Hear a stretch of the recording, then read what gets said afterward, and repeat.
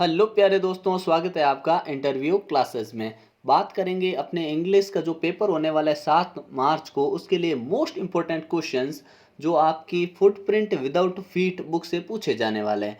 इस बुक से आपसे पूछे जाएंगे 12 नंबर के क्वेश्चंस, ठीक है। और आपके पेपर के अंदर, बोर्ड के पेपर के अंदर 17वां जो क्वेश्चन होगा, 17वां, 18वां और 19वां, ये 3 क्वेश्चन आपके इस बुक में से होंगे। जिसमें होगा क्या, क्वेश्चन नंबर 17, यहाँ पे आपको 2 क्वेश्चन मिलेंगे जिनमें से एक करना है, 80 वर्ड्स में आंसर देना है और 5 नंबर का वो क्वेश्चन होगा, ठीक है ना। कितने मार्क्स का होगा वह? 5 नंबर का वो क्वेश्चन रहने वाला है। उसके बाद में आपको 18वां क्वेश्चन होगा। यहाँ आपको 3 क्वेश्चन मिलेंगे जिनमें से 2 करने हैं, ठीक है ना, जिनका आपको आंसर 30 वर्ड्स में देना है और यहाँ पे 4 नंबर आपके फिक्स हो जाएंगे। फिर 19वां जो रहेगा उसमें आपको 3 क्वेश्चन करने हैं, तीन ही मतलब 1 वर्ड ही होंगे, वो तो एमसीक्यूज होंगे, ठीक है ना। मतलब मल्टीपल चॉइस क्वेश्चन होंगे, आपको ऑप्शन चुनना है और यहाँ पे आपको 3 नंबर मिलेंगे। ऐसे करके आपको टोटल जो मार्क्स मिलने वाले इस बुक में वो है 12, ठीक है। और इस वीडियो के थ्रू आपके 12 नंबर कहीं नहीं जाने वाले हैं, ठीक है। इसमें अपने जो मोस्ट इम्पोर्टेंट क्वेश्चंस है जो अपने RCSCE द्वारा जारी किए गए हैं, और इसके अलावा भी जो मोस्ट इम्पोर्टेंट क्वेश्चंस हैं वो शामिल किए गए हैं, ठीक है। तो इस बुक से कुछ भी इस वीडियो से बाहर आने वाला नहीं है, तो एग्ज़ाम से पहले इसको एक बार कंप्लीट देखिएगा। दोस्तों के साथ शेयर करना बिल्कुल नहीं भूलें, ठीक है। चलिए स्टार्ट करते हैं और चैनल को सब्सक्राइब ज़रूर करिएगा, क्योंकि आपके सभी सब्जेक्ट के जो क्वेश्चन बैंक है उनके आंसर्स, जितने भी चैप्टर हैं उनके चैप्टर वाइज आपको यहाँ पे आंसर्स मिलेंगे, ठीक है। चलिए देखते हैं पहला क्वेश्चन क्या है। सबसे पहले चैप्टर वाइज है, ठीक है ना, जिसमें आपको ट्रम्प ऑफ सर्जरी, इस चैप्टर में जो मोस्ट इंपॉर्टेंट क्वेश्चन जो 5 मार्क्स के बनते हैं वो डिस्कस करते हैं, ठीक है। तो पहला क्वेश्चन पूछा है, why did Mrs Pumphrey think that the dog's recovery as a triumph of surgery. तो ये मिसेस पंफ्री ऐसा क्यों सोचते हैं कि इस डॉग की जो सर्जरी थी एक ट्रम्प थी, मतलब विजय, सर्जरी की जीत थी, कैसे? तो आंसर होगा मिसेस पंफ्रे थॉट, क्योंकि यहाँ पे देखिए डिड आया था, सिंपल पास्ट में आंसर देना था, तो थिंक को चेंज कर दिया हमने थॉट में, ठीक है। Thought that the dog's recovery was a triumph of surgery because in 2 weeks tricky had recovered completely and had been transformed into a hard muscled animal। तो वो 2 ही वीक में एकदम पूरा चेंज हो गया कंप्लीटली और हार्ड मसल्ड एनिमल बन चुका था, क्योंकि पहले वो बहुत मोटा था लेकिन अब वो तंदुरुस्त दिख रहा था। वैन ट्रिकी सॉ हर, जब ट्रिकी ने उनकी उसकी मालकिन को देखा, मिसेस पंफ्री को देखा, it lift into her lap and licked her face, उनकी गोदी में जा बैठा और उनके चेहरे को चाटने लगा। She was so excited that tears started rolling out of her eyes, उसकी आंखों से आंसू बहने लगे, ठीक है। जो मिसेस पंफ्री थी उनकी आंखों में आंसू आ गए। She declared Tricky's recovery as a trump of surgery to express her happiness and gratitude towards the doctor। Doctor के प्रति अपनी खुशी और जो आभार है, ग्रेटिट्यूड यानी आभार, ध्यान रखिएगा हर वर्ड आपके लिए इंपॉर्टेंट है। और ये जो आंसर पढ़ा है इसके लिए, इसमें जो पॉइंट आए हैं सारे इंपॉर्टेंट है, क्योंकि यहाँ से छोटा क्वेश्चन भी बन सकता है, बड़ा क्वेश्चन तो ये है ही, एमसीक्यूज यहाँ से बनाया जा सकता है कि मिसिस पंफ्रे के डॉग का क्या नाम था, ठीक है ना। तो आपको हर क्वेश्चन को ध्यान से सुनना है, ठीक है। अगला देखते हैं, how did Mr Herriot treat Tricki, Tricki का इलाज कैसे किया? तो आंसर लिखेंगे, in spite of Mrs Pumphrey's wailing Mr Herriot took Tricki with him in his car to his hospital. वो मिसिस पंफ्रे तो घर से बाहर भी निकलने नहीं देती थी और उनको बहुत सारी चीज़ें खिलाती थी, लेकिन उसकी मना के बावजूद भी क्या हुआ, मिस्टर हैरियोट जो थे डॉक्टर, वो इसको हॉस्पिटल लेके गए अपनी गाड़ी में। Because Tricki was very ill, क्योंकि ट्रिकी बहुत बीमार था। This was the only way to save him, ये एकमात्र तरीका था। Tricki was gasping, Tricki remained motionless in the carpet, he was not given anything to eat for 2 days, he was given plenty of water. शुरू में तो उसे कुछ नहीं दिया गया, वो पड़ा रहता था बस मोशनलेस, लेकिन इसको सिर्फ पानी दिया जाता था। ऑन द सेकेंड डे, दूसरे दिन he started to show some interest in his surroundings, लेकिन दूसरे दिन अपने आसपास के वातावरण में उसने इंटरेस्ट दिखाना शुरू कर दिया। In this way there was a gradual recovery in Tricki's health, और इस प्रकार उसकी हेल्थ में धीरे धीरे रिकवरी होने लगी, ठीक है। अगला क्वेश्चन देखते हैं, draw a character sketch of Mrs Pomfrey. अब इनका करेक्टर स्केच बताना बहुत इंपॉर्टेंट क्वेश्चन है, ठीक है ना।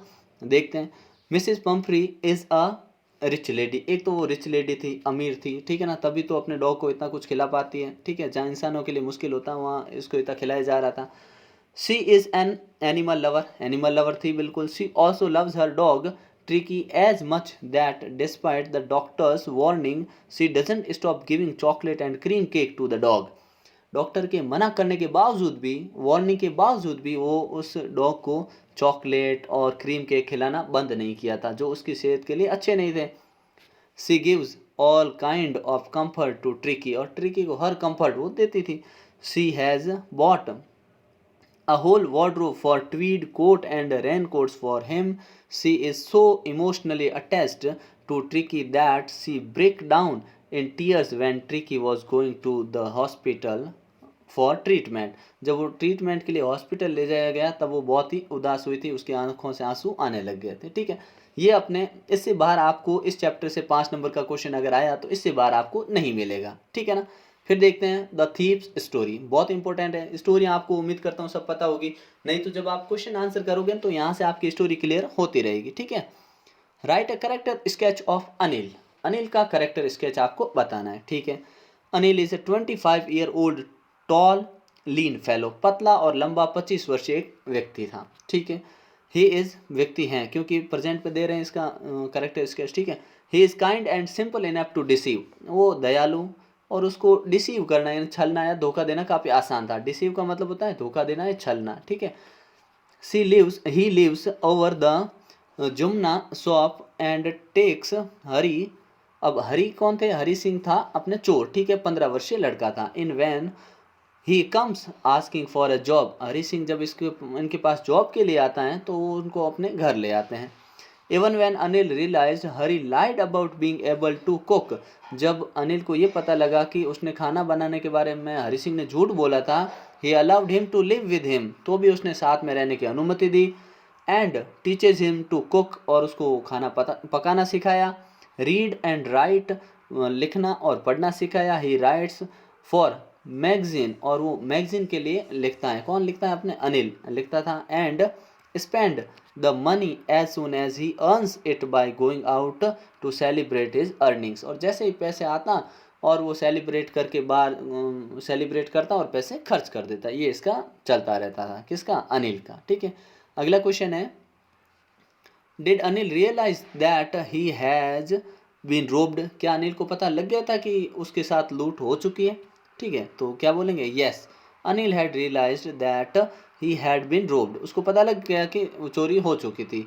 ही knew this probably because all the notes were wet and damp from the rain. उसको ये पता लग गया कि जो भी नोट थे ना उसके पास थोड़े से बारिश में भीगे हुए थे. ठीक है ना. However, he did not say anything to the thief and behaved normally. फिर भी उसने कुछ नहीं कहा. किसको? हरी सिंह को कुछ नहीं कहा और बिहेव नॉर्मली किया. ठीक है ना. ये करेक्ट आंसर हो गया. अगला देखते हैं, describe how Anil's friendly treatment changed thieves life. बहुत इंपॉर्टेंट क्वेश्चन है कि आप डिस्क्राइब करिए कि किस प्रकार अनिल का जो फ्रेंडली बिहेवियर था उसने लाइफ चेंज कर दी थी. किसकी? हरी सिंह की. तो आंसर लिखेंगे, Anil taught the thief to cook है ना. एक तो कुक मतलब खाना पकाना सिखाया. टू राइट हिज नेम, उनका नाम लिखना सिखाया. टू ऐड जोड़ना सिखाया. To write. ठीक है. कंप्लीट सेंटेंसेस, सेंटेंस कंप्लीट करना सिखाया.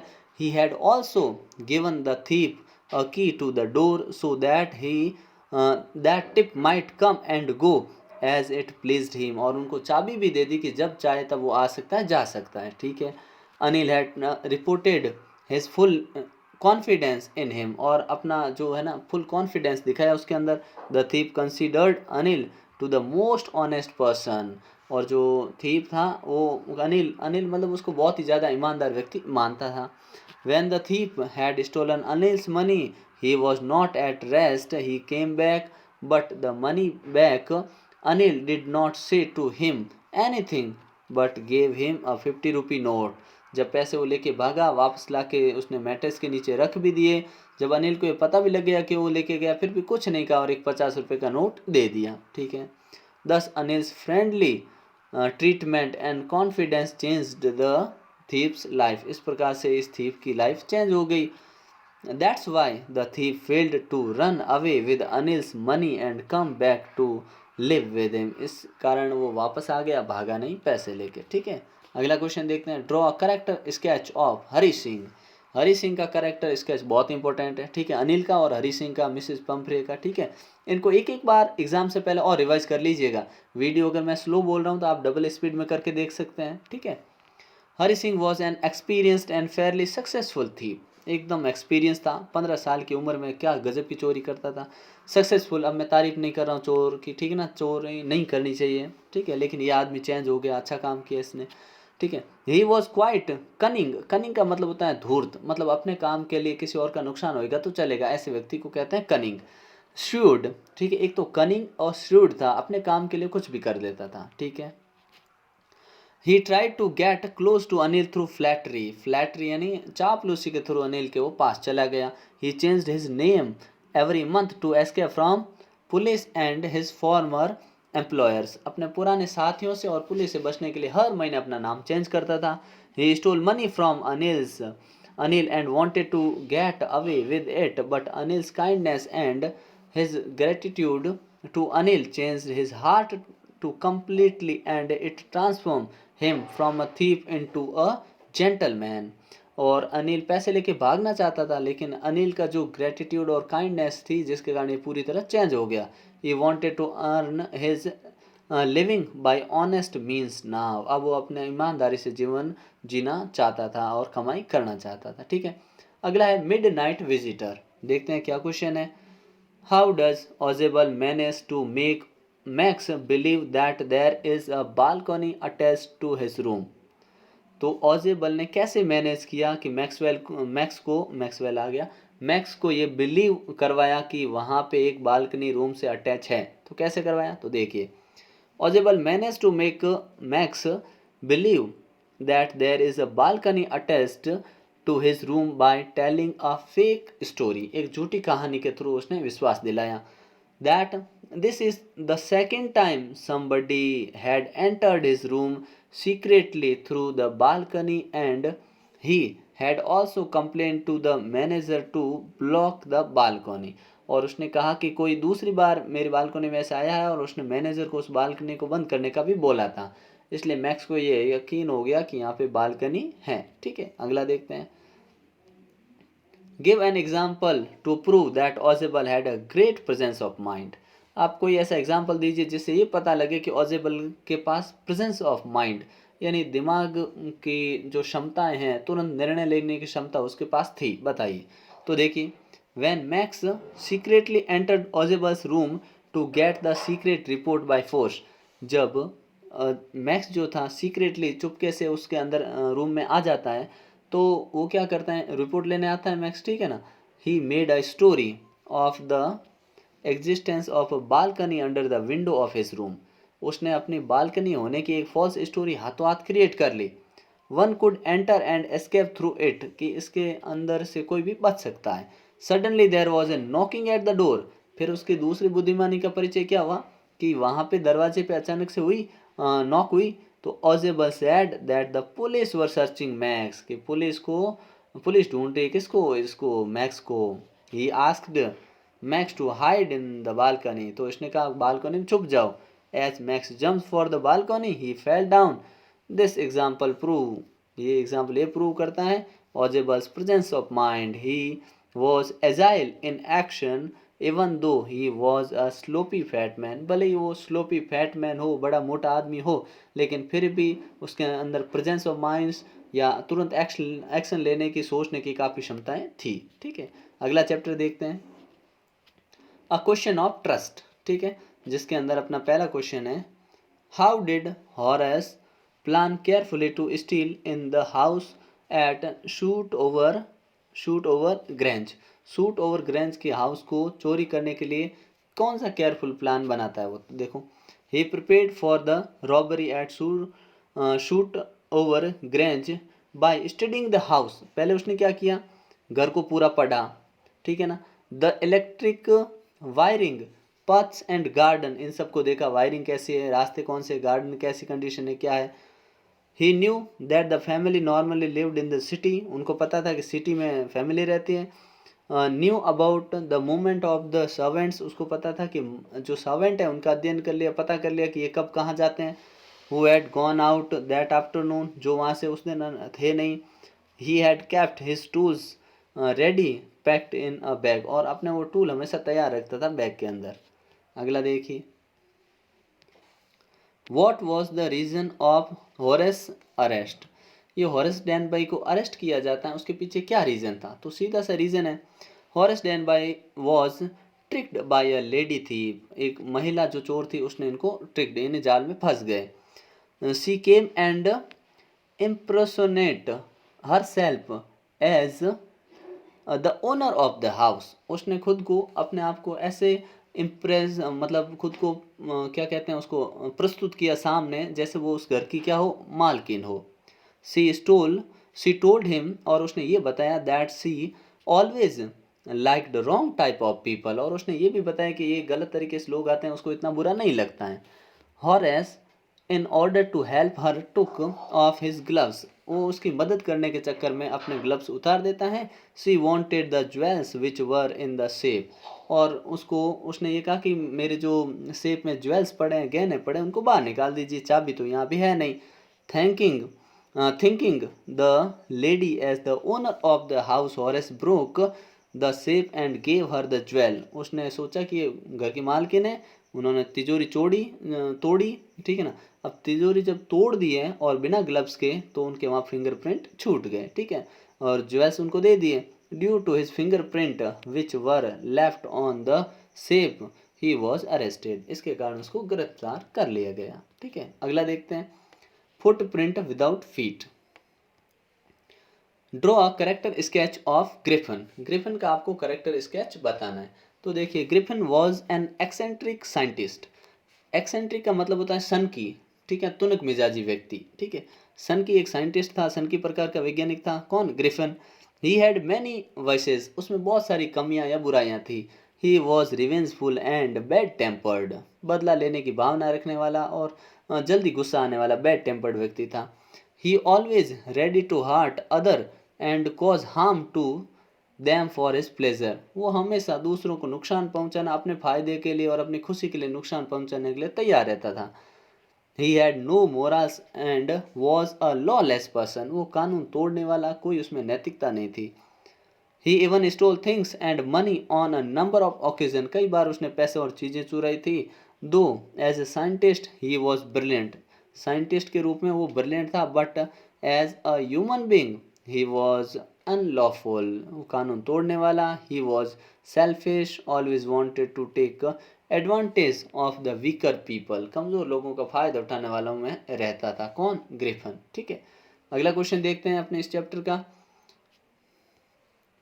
What curious episode occurs in the study, ये जो स्टडी रूम में जो हुआ था, कैसा क्यूरियस एपिसोड हुआ था? तो देखिए, a clergy man and his wife were awakened by some strange noises in the study very early in the morning, सुबह सुबह उन्हें कुछ ऐसी अजीब सी आवाज़ें सुनाई दी। Creeping downstairs they heard the clink chink of money being taken from the clergy's desk, and he and his wife looked under the desk and behind the curtains and even up the chimney, उन्होंने देखा कि वहाँ पर कुछ नजर आ रहा था उनको, ऐसा व्यक्ति जो उनको शक हुआ कुछ कि यहाँ से कुछ चीज़ें गायब हो रही। There was not a sign of anybody, लेकिन किसी का कोई संकेत नहीं था। Yet the desk had been opened, लेकिन डेस्क अभी भी ओपन थी। And the house keeping money was missing, और घर के कुछ पैसे थे वो वहाँ से मिस थे, ठीक है ना। तो ये ऐसे ध्यान रखेंगे। अगला क्वेश्चन है अपना, मेकिंग ऑफ साइंटिस्ट, ठीक है।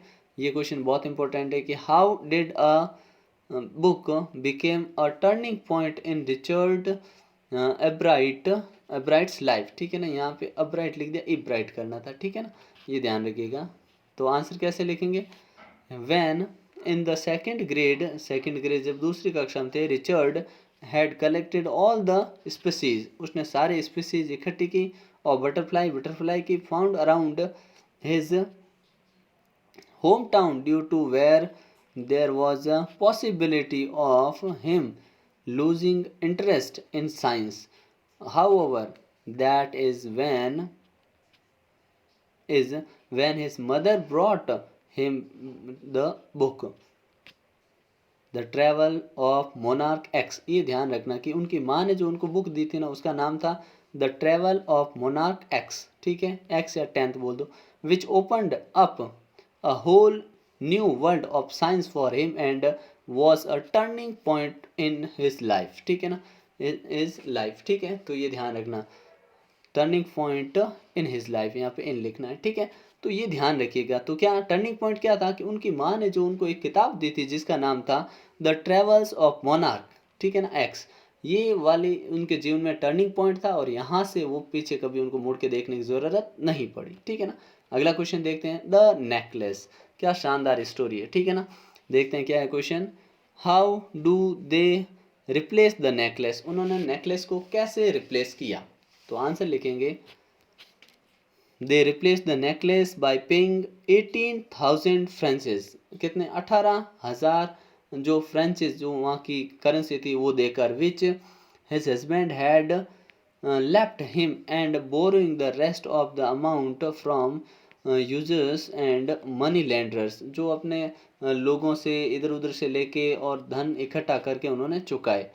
Then they changed their lodgings and rented an antique, got rid of the maid, and Mame Loisel did the housework herself।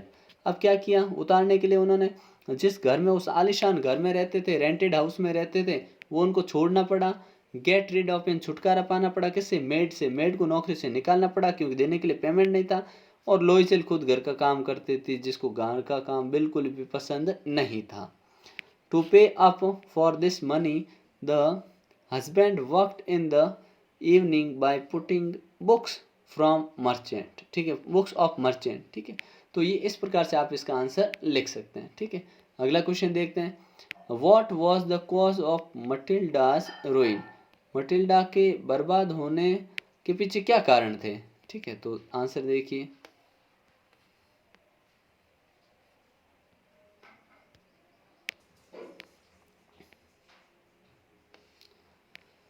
कारण है कि what was the cause of Matilda's ruin, ruin ये होता है बर्बाद होना, किस कारण वो बर्बाद हुई।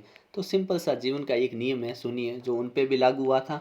The cause of Matilda's ruin was her dissatisfaction with whatever life offered her.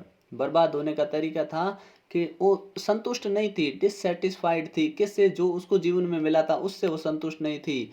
She was always unhappy. She felt that she was born for all the delicacies and luxuries of life. She disliked being in her current circumstances. उसको जो अभी की परिस्थितियाँ थी उसमें ये बिल्कुल भी पसंद नहीं थी। उसने सोचा जीवन का हर सुख उसके जीवन में होना चाहिए। She could have avoid this ruin by being content, वो संतुष्टि से इस चीज़ से बच सकती थी। With what ever she had, जो भी उसके पास था उसमें अगर वो खुश रहती तो उसको ये दिक्कत नहीं आती, ठीक है। अगला क्वेश्चन, ये बहुत ही इंपॉर्टेंट क्वेश्चन है, ठीक है। Give a character sketch of Matilda, Matilda का करेक्टर स्केच बताइए। तो देखिए, Mrs Matilda Loisel is the central character of this story, इस स्टोरी की मेन जो आप नायिका कह सकते हैं वो यही है। समस्या इसी से शुरू होकर इसी पे ख़त्म होती है।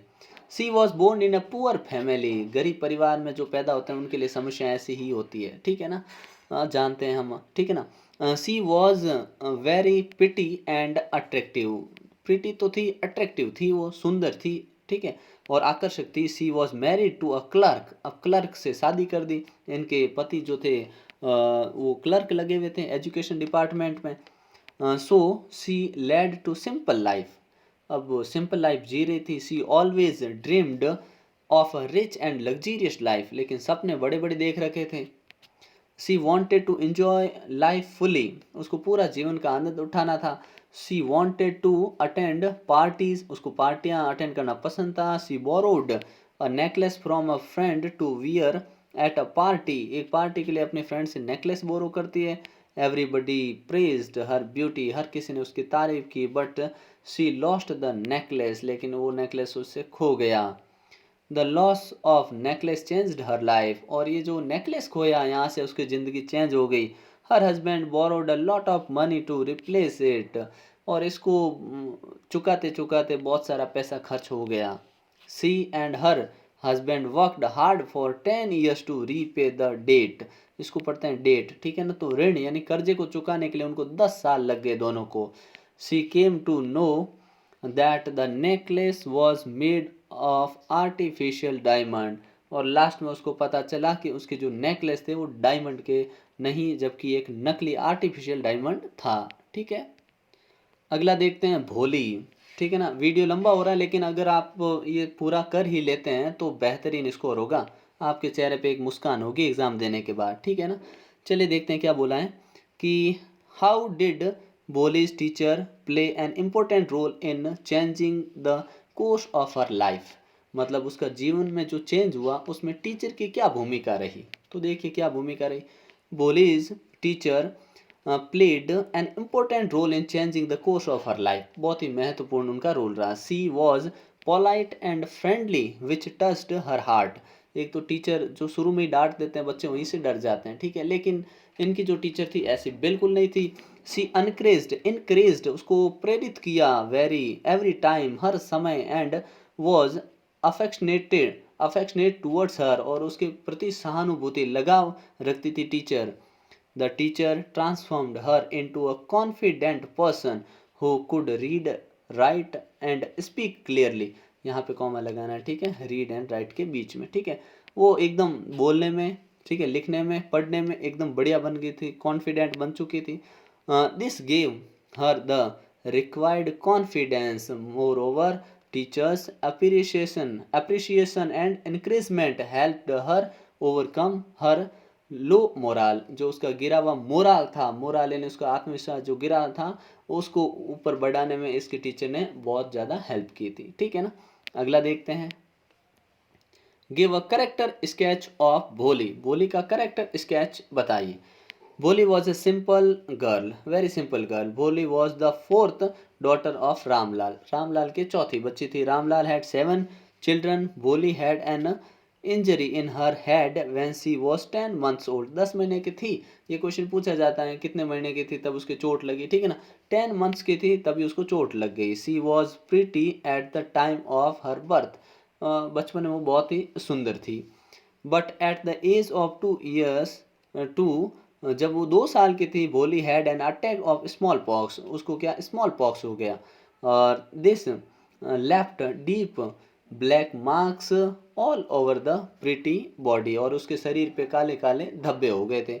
She started speaking at the age of 5, उसने 5 साल की थी तब उसने बोलना शुरू किया, क्योंकि वो शुरू में जब छोटी थी ना तब वो गिर गई थी, सर पे लग गई थी। एंड स्टिल स्टैमर्ड, स्टैमर्ड का मतलब होता है हकलाना, वो अभी भी हकलाती थी। वाइल स्पीकिंग, जब भी बोलती थी। Other children made fun of her, दूसरे बच्चे उसका मजाक उड़ाते थे।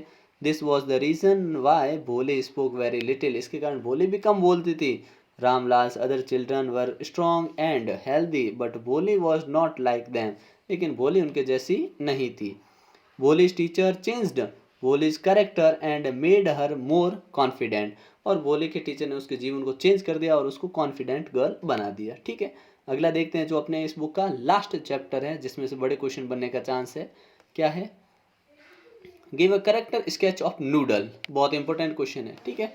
नूडल का करेक्टर स्केच आपको एक तो मिलने का चांस है ही पूरा, ठीक है ना, उसको अच्छे से तैयार कर ही लेना है आपको, ठीक है। तो क्वेश्चन है Noodle knows more about earthlings and their activities, पहली बात तो नूडल को सबसे ज़्यादा पता था क्या कि अर्थलिंग्स यानी पृथ्वीवासी क्या एक्टिविटीज़ करते थे उनके बारे में, ठीक है।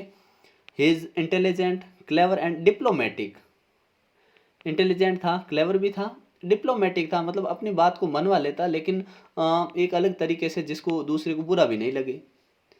ही rectifies the follies of Think Tank not directly but in a very subtle manner as not to hurt him, अपनी बात कहने का मतलब जो थिंक टैंक की बातें थी उनको सीधे मना नहीं करता, उनको दूसरे तरीके से उनको अपनी बातें मनवा लेता और उनसे करेक्ट वो करवा लेता जिससे वो हर्ट भी नहीं होते थे। ही वॉज अवेयर, और वो पूरा अवेयर था that think tank likes flattery, और उसको ये पता था कि थिंक टैंक को क्या चापलूसी पसंद है, ठीक है। आगे लिखा है दो he is the one one two make the right decision, इसलिए वो ऐसा व्यक्ति था जो सही निर्णय ले सकता था। He makes sure that his boss gets all the praise, उन्हें पता था कि बॉस की बस तारीफ करो और कुछ नहीं, ठीक है। He is good at handling task by himself, he pleases think tank with his humble attitude, और अपने विनम्र रवैये से थिंक टैंक को भी वो खुश कर देता था। निर्णय लेने की उसमें क्षमता थी, इंटेलिजेंट था, अर्थलिंक्स के बारे में उसको मालूम था, डिप्लोमेटिक था वो, ठीक है ना। तो ये उनमें कुछ चीज़ें जो थी वो नूडल के कैरेक्टर में आप लिख सकते हैं, ठीक है। अगला क्वेश्चन देखते हैं।